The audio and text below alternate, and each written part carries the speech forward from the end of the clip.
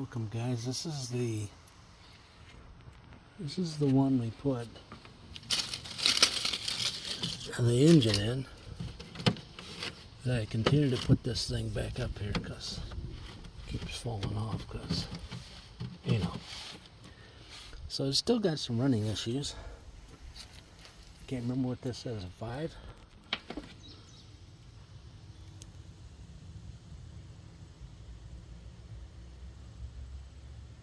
I don't even see the year. Oh, yeah, it is a 5. See it right there in the corner? It's 547.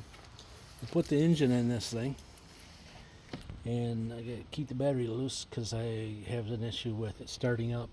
It sure seems like it was flooding out. The last time we had it, like it had a vacuum leak, so it was dumping an excessive amount of fuel down inside the engine. So we didn't put that EGR valve on because that was setting a code like it was stuck.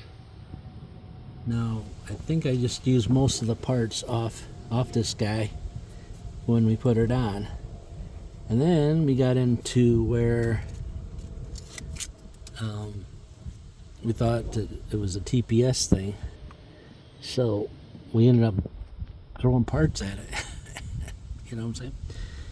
And then it kept coming up with codes of crank sensor, camshaft sensor, crank cam. And so we put some aftermarket ones on it, and they still come up with that. So I'm told that crank and cam sensors aftermarket are junk. So we put some Chrysler ones. We went online and ordered them from Chrysler online, and so we put them on, and then it still keeps coming up with them crank cam. So last winter I had it parked down and back,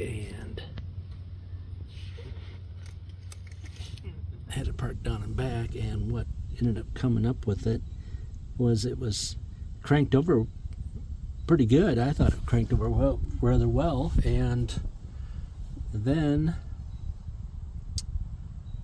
it like fluttered out, so I had to do a wide open throttle on it. Eventually fired up and run, but it seemed like it didn't want to run at all when I did that, so it was like a wide open thing. So I don't know if it's what it really is. It's driving me nuts.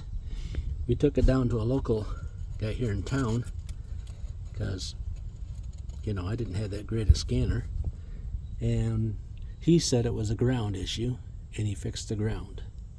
So there's a couple different ground issues, and he cleaned the grounds, the old cleaning ground thing.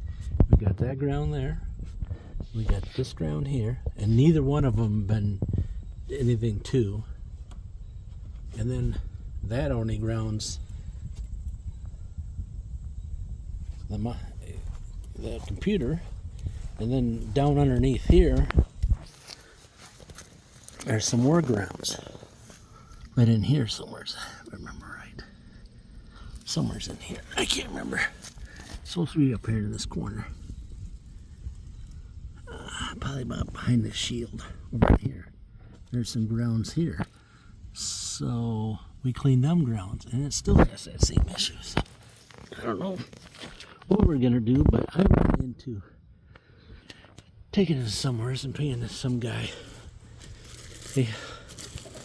$130 an hour, which we just paid that guy $130 an hour.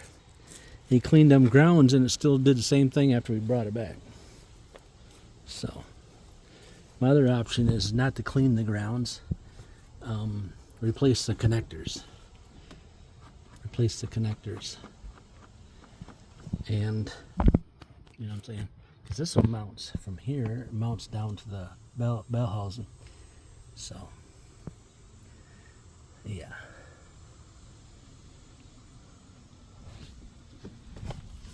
So that's what we got going on with this guy.